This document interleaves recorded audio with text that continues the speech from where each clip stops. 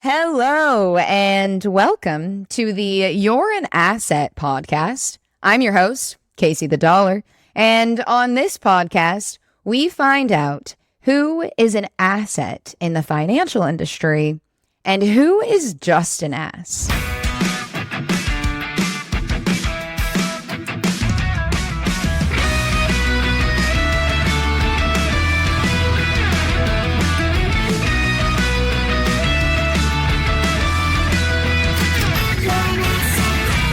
If you're watching this on YouTube, my hair is now purple.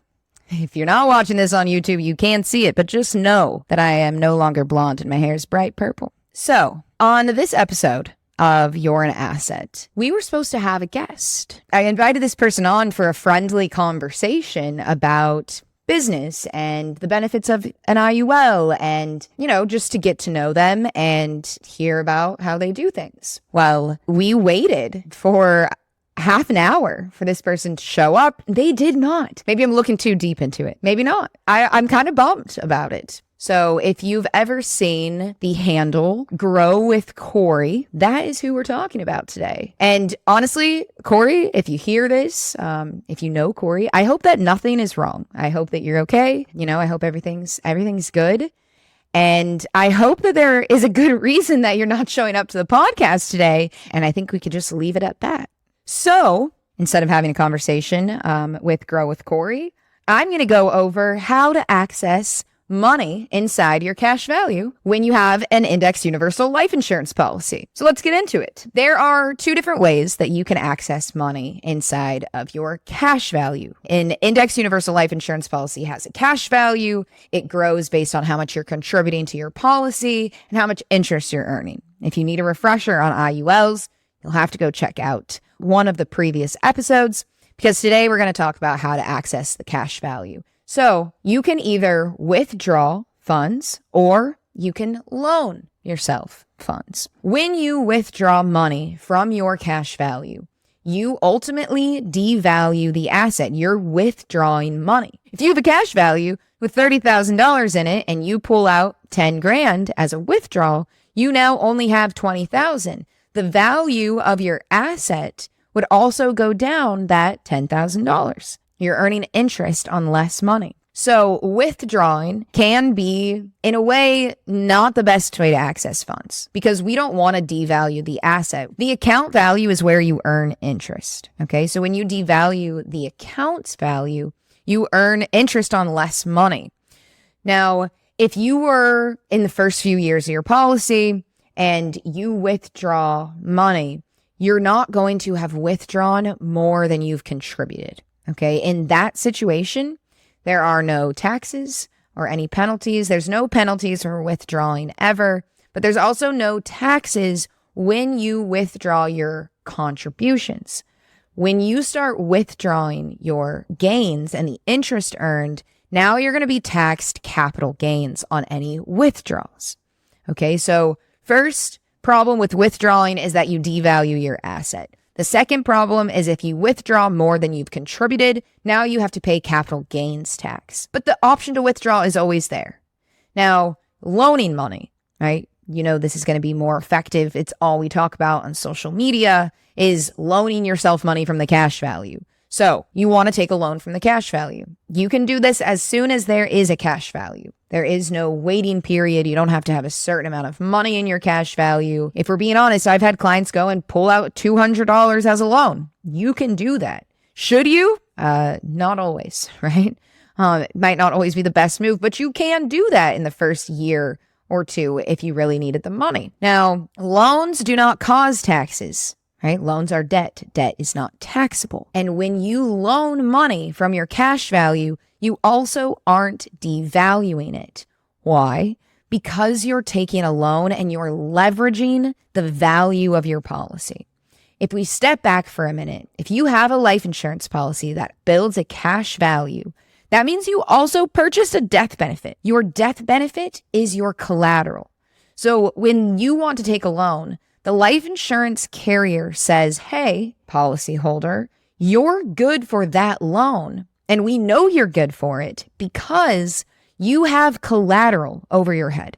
Worst case scenario, you don't pay the loan back, you pass away, we're going to get our money from your death benefit. Life insurance is special in this way because of the leverage aspect. It's one of the biggest benefits of having a cash value life insurance policy. Because like I said, when you leverage the account value, you take a loan against your policy, the value of your policy does not go down. You do not devalue your asset like you would when you take a withdrawal. You have this $30,000 cash value, you want to pull out that $10,000 as a loan, you are not going to see the overall value of your policy go down. You're actually going to see it go up. When you leverage an asset, you don't devalue it. You're borrowing against it. It's like the money stays in your account, right? Because the life insurance carrier is actually giving you the money that you're taking as a loan, but you still took out a loan. There's still an outstanding loan balance against your policy. So if you had the $30,000 cash value, again, you took out that $10,000, you wouldn't be able to go and borrow, say, $25,000 because you don't have that much available. Could you borrow another 10? Sure. But there is going to be a point where you don't have any more money left to borrow.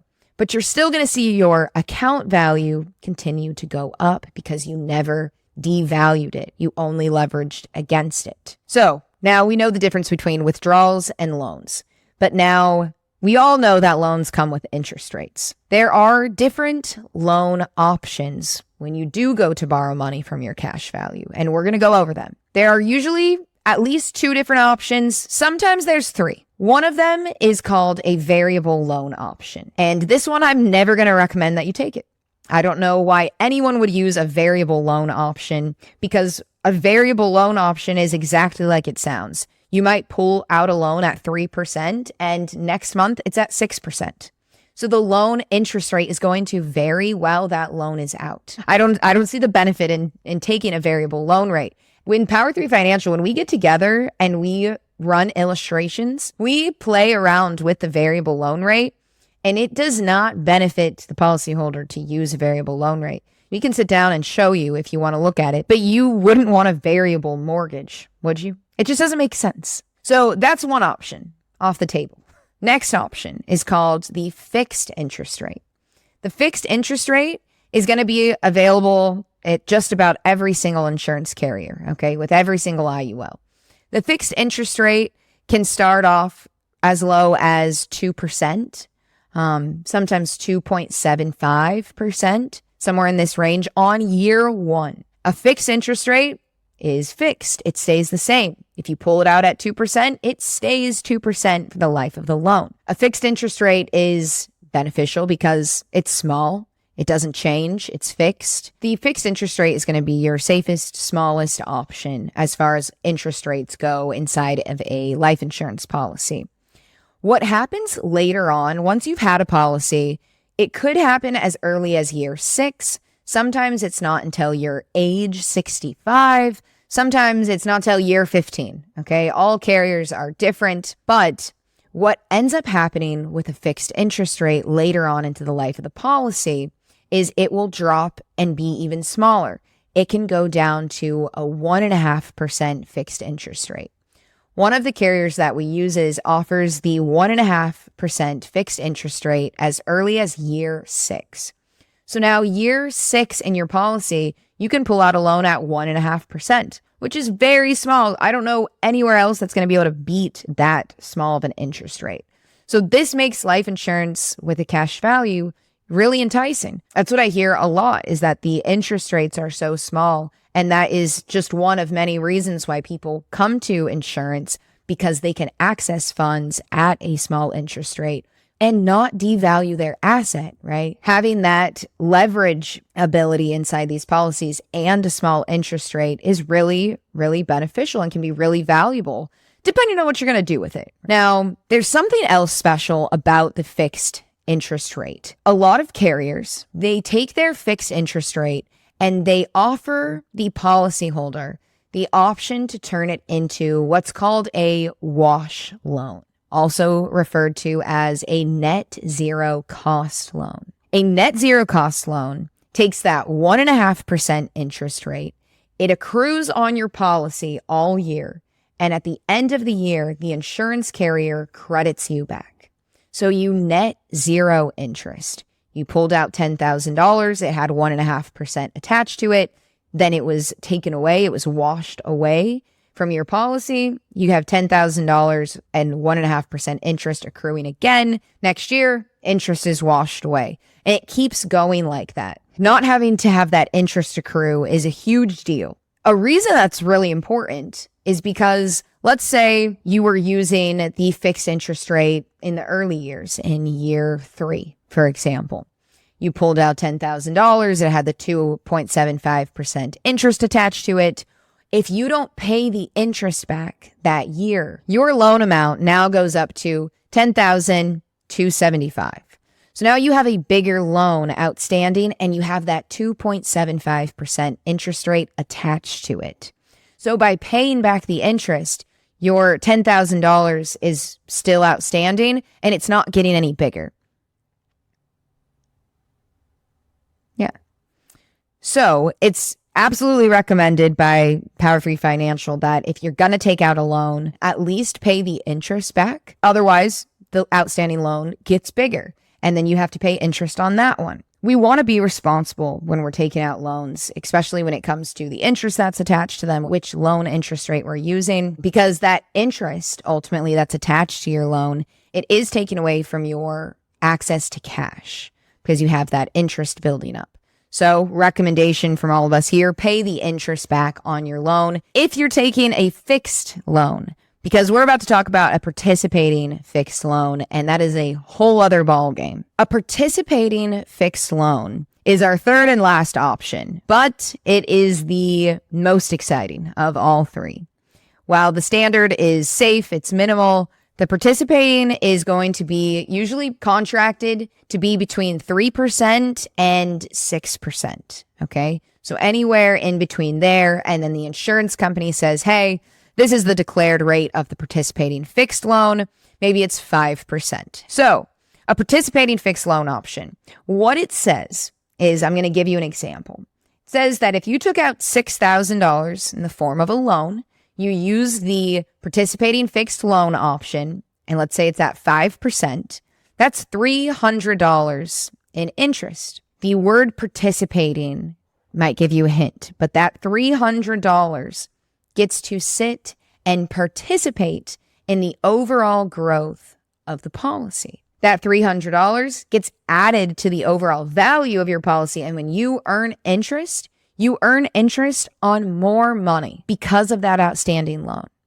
Now, you still owe the $300 on your policy. That is still interest that you would owe. Technically, that's attached to that loan that you took. But simultaneously, that $300 is also earning you more interest. What we see a lot of times when we're illustrating people taking loans in their policy earlier on and later on as well is that without leveraging your cash value, we see very standard growth. It looks great. Awesome. However, when you leverage the policy, you use a participating fixed loan, the overall value of the policy can significantly increase. Now, it's tricky, right? Because what we're talking about here is taking out a loan with a 5% interest rate and then not paying it back to allow the interest to earn more interest for you inside your policy, meaning that the interest can add up pretty quick. And like I said, you still owe it back. But if your policy is performing well, you're going to be making a lot more money than you would have if you did not leverage the account. It can be a really tricky concept to fully grasp. It took us a little while, which is why we offer to sit down with people and go over these numbers and explain these concepts. But this participating fixed loan option is exactly how wealthy people are paying interest to earn more interest. Now, I keep mentioning that $300 or whatever interest is attached to your loan, that you still owe it, right? But if you pay back the interest, who does it go to? Well, if you were to take that $6,000 loan, have the 5% participating fixed loan option attached to it, and see $300 of interest attached to your policy, If you pay that $300 back, it goes back to you. It goes back into your account for you to borrow it again. Don't believe me? Come sit down with a Power 3 financial agent and we will show you exactly what happens. One of the coolest things about leveraging the cash value with a participating fixed loan option is that, let's say, I'm going to stick with my same example. You pulled out $6,000, had $300 of interest, and you let that loan sit for a while. I mean, I'm talking years. You're going to have some interest to pay back. But if you pay back that interest, right, you pay back your loan, all of the money goes back to your account value. Your cash value is filled back up. There's no outstanding loans against it. But now, not only do you have your cash value that you have access to, right, but you have a cash reserve of all of the interest dollars that you paid back to yourself that you can also access. So what you would see is that there is a positive amount of money in your account outside of your cash value, where if you were to, let's say you ended up paying back $1,500 in interest. Well, you have your cash value completely filled up, no outstanding loans against it, and you have another $1,500 in your cash reserve because that's interest you paid back to yourself. Because remember, ultimately, you are the bank. If you were to take a loan of $3,000, right, at this point, when you have this $1,500 cash reserve and you have a full cash value, you would have an outstanding loan balance of only $1,500. The interest you pay back to yourself gets returned to you. Even if you loan it, it's not actually going to come back to you as a loan. The $1,500 is the portion that was not from your cash reserve. It was from your cash value. So you've got $3,000, but the outstanding loan on your policy is only $1,500. There are some serious advantages to learning how to leverage the cash value inside your policy with a participating fixed loan option and paying yourself back. That is kind of unimaginable because we've never learned about it before. If you're having a hard time visualizing this, this is what we do at Power 3 Financial. You want to see loans come out? You want to see how that affects your policy? Reach out and we can write up numbers showing just that. As a reminder, if you don't pay your loans back, right, plus the interest, that money is ultimately paid back by the death benefit that you purchased when you got the life insurance policy. That is your collateral. And if you're curious at all, your cash value or your liquid cash value, right, the money you have access to will never exceed the amount of death benefit that you have. If it did, you wouldn't be able to leverage it, because how can you leverage a cash value that you don't have collateral for, right? So the policy has to be designed in a way that you always have collateral to pay back that cash value. That is when you will see that a policy will lapse, because there's so many loans pulled out, not enough repayment, the interest is taking a huge effect on it, and maybe this person stopped funding their policy and there's no more money left to collateralize the cash value and those loans. And so ultimately the life insurance company has to lapse the policy and cancel it, because now they're at risk of actually losing money by keeping that death benefit over your head. Dave Ramsey would say that, you don't get anything back. Your family doesn't get the cash value. They hardly get a death benefit after you've used all of your money, or whatever the old man says. Okay. But as long as there is a cash value still in your policy, there is still a death benefit that is going to go to your beneficiary. If you've used loans, the death benefit is going to reflect that. You're going to have less collateral to borrow money, because we're trying to keep the policy in good standing, right? The insurance carrier doesn't want to lapse the policy. Cash value life insurance should not be looked at as a way to make money or get rich. It is a way to maintain and grow wealth over time, and also learn to leverage an asset. So a lot of professionals in the industry, in the insurance industry, they say that there is a sad way, a dumb way, and a smart way to access money inside your life insurance policy. The dumb way is to withdraw. The smart way is to take a loan. And the sad way is to get sick or die. But one of the sad ways, which is getting sick, could also be not a smart way, right? but a life-saving way to access money. I'm talking about living benefits. What ultimately happens is if you're eligible to have access to living benefits within your policy, you're able to access a portion of the death benefit tax-free if you were to become sick or injured, severely ill, chronically ill. And that is a way of accessing money inside your policy without loaning or without withdrawing it. And it is a sad way. Of course, I don't want anyone to get sick or injured and need to use living benefits, but it is a way that you would be able to access the value of your policy before you actually passed away. Throwing that in there at the end for a little extra, but ultimately, I hope this was helpful. I always hope that what I'm saying on the podcast is valuable to you as a listener. And in my head, I wanted to say something like, I hope you haven't heard this before. Like, I'm not repeating what you already know, but I don't hope that. The industry lacks transparency so much.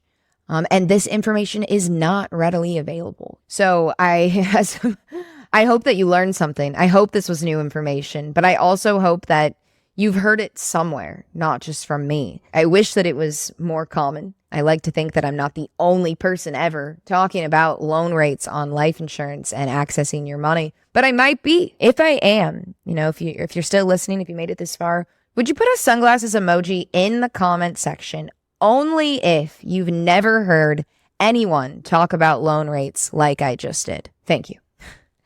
All right, you guys.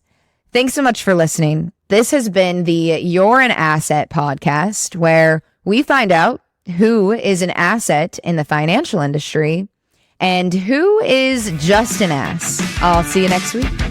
Bye.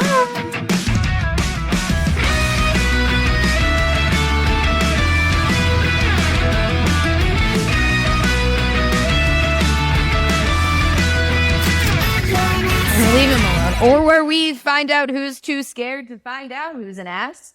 I almost was like... The You're an Asset podcast is not giving financial advice. We are not licensed financial advisors, and our licensing is strictly in insurance products. The information that we talk about is specific to the products that we work with. We cannot guarantee that other agents will have the same product features that we discuss on the show.